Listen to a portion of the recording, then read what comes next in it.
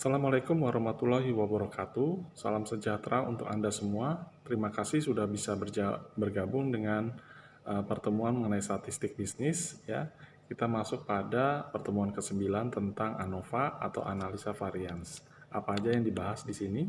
Kita lihat pendahuluan tentang ANOVA. Kita akan mempelajari tentang uji dengan ANOVA dan kita akan melihat post hoc procedure. Nah, ANOVA itu ya sebagai pendahuluan kita akan melihat uji T. Uji T ini digunakan untuk membandingkan dua rata-rata atau parameter sampel. Nah, ANOVA digunakan untuk membandingkan rata-rata lebih dari dua sampel. Contohnya pada konsentrasi-konsentrasi protein yang memperhatikan berbagai macam sampel di dalam kondisi suhu atau kondisi situasi yang berbeda-beda di dalam laboratorium. Nah, hasilnya bisa Anda lihat apakah metodenya rata-rata hasilnya bisa dilihat dengan membandingkan hasil titrasi yang diperoleh dari setiap analis yang melakukannya. Ya. Oke, asumsi apa dari uji ANOVA ini? Yaitu menggunakan populasi data, ya, di mana yang akan diuji berdistribusi normal. Terus kita lihat asumsinya adalah varian untuk masing-masing populasi itu adalah sama. Dan di dalam asumsi pada uji ANOVA, sampel tidak berhubungan satu sama lain. Oke, ada berbagai macam tipe atau jenis ANOVA. Tipe one way, di mana satu fixed factor, faktor yang tetap. Ya, level-level tingkatannya ditentukan oleh investigator. Apakah dia bisa tidak sama atau tidak balance atau tidak seimbang, atau balance atau sama atau balance dari berbagai macam observasi per treatment kombinasi. Tipe yang kedua adalah two way, di mana dilakukan di sini adalah faktor-faktornya ada dua dan fix permanen yang diperlukan balance design atau keseimbangan desainnya. Yang tipe yang ketiga adalah balance model yang berisi berbagai macam fix dan random factors. Ya, di sini setiap random diseleksi, setiap komponen diseleksi secara random dan disilangkan dan dinested atau disarikan, tetapi memerlukan keseimbangan daripada desain. Tipe yang terakhir adalah general linear model atau model linear umum. Di sini pengembangan dari balance ANOVA yang diberikan atau menggabungkan desain-desain yang tidak seimbang dan adanya covariat atau continuous variable yang berkelanjutan. Nah, pada halaman ke-6 kita akan melihat bagaimana hipotesa ANOVA satu arah itu terjadi di mana seluruh rata-rata populasi adalah sama. Namun di sini tidak seluruh rata-rata populasi itu berbeda juga, beberapa pasang mungkin sama. Ya. ANOVA satu faktor digambarkan pada halaman 7 melalui grafik, di mana semua min bernilai sama dan hipotesa 0 adalah benar. Ya. Formula tentang partisi variasi digambarkan sebagai penyebaran agregat nilai data individu melalui beberapa level faktor atau SST. Formulanya digambarkan pada halaman 8. Nah, partisi variasi total itu ya merupakan gabungan antara variasi faktor atau SSB dengan variasi random sampling atau SSW. Ya, formula detailnya bisa dilihat di halaman ke-9.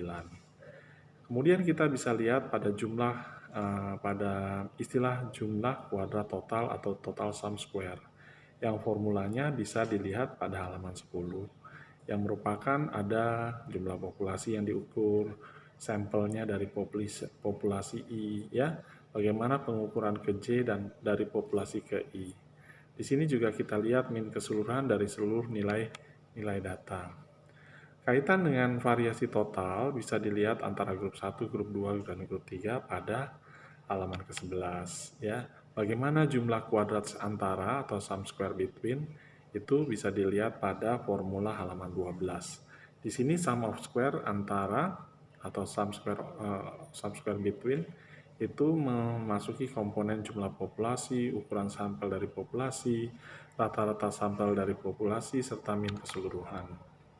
Kemudian kita akan bahas formula variasi di antara grup atau kelompok yang diformulasikan ke dalam SSB dan MSB seperti pada halaman 13. Oke, Bagaimana dengan variasi di antara kelompok kemudian juga dibahas di halaman 14. Kita bisa melihat setiap grup 1, grup 2, dan ketiga responnya terhadap X. Ya. Bagaimana formula jumlah kuadrat dalam itu bisa dilihat pada halaman 15. Oke, variasi dalam kelompok atau within group variation, Anda bisa lihat adanya grafik yang menunjukkan bahwa penjumlahan variasi dalam setiap grup dan kemudian penambahan pada setiap grup dapat dilihat dengan MI pada grafik halaman ke-16. Oke, kita lanjut ke halaman 18.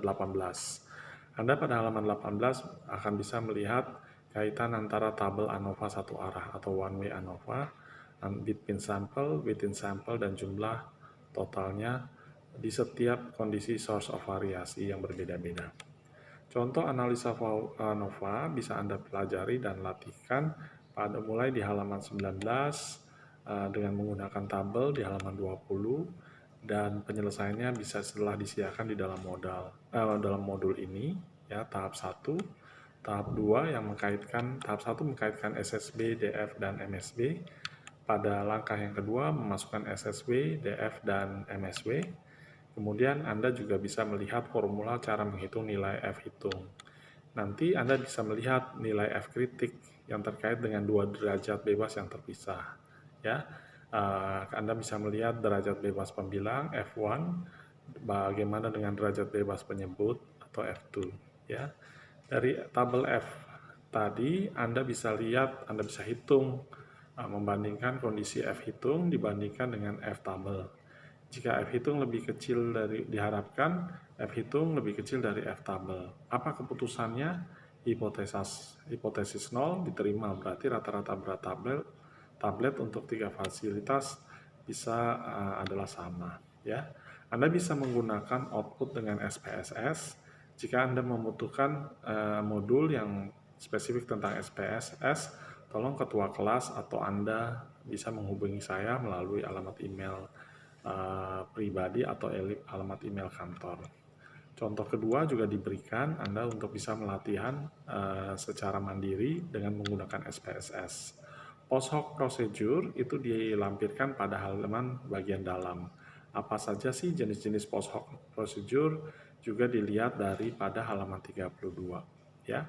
Demikian materi ini saya sampaikan, semoga bermanfaat dan Anda bisa menggunakan video, modul, dan PPT serta latihan dan tugas untuk Anda belajar mandiri. Silakan Anda like dari video ini untuk melihat respon dan tanggapan Anda. Terima kasih, sampai bertemu di pertemuan selanjutnya. Saya akhiri dengan ucapan wassalamualaikum warahmatullahi wabarakatuh. Semoga Anda sukses dan sehat-sehat selalu.